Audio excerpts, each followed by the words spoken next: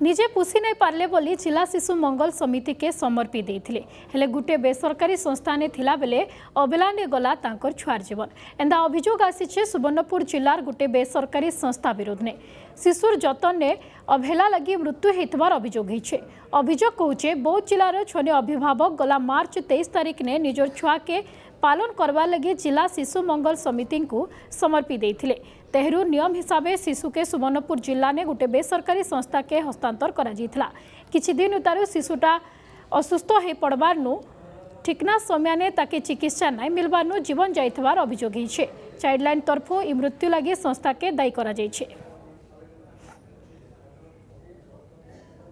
Negligence प्रायतः मत जहाँ लगुच 7-2-4 दिन आगु जो 4 दिन तले छुआ मरी जो डेट्रे छुआ को हॉस्पिटल को मैंने नहीं मो मतर से आउ 4-5 दिन आगु जो दिन छुआर देह असुस्थ होबार लगिला से दिन नेबार जहाँफल मत डाउट लगुच 2-3 दिन लेट हो जाए। तार एक्चुअली जन्म समय तार वेट बहुत कम थिला 1.5 केजी कम थिला तेणुक सहीटा गोटे समस्या। द्वितीय कथा जे सार जो एसी अन्य सब सुविधा फैसिलिटी रहा कथा धाई मान कम अच्छा बहुत सुविधा व्यवस्था करार अच्छी से सब से आउरी करदे भल होता।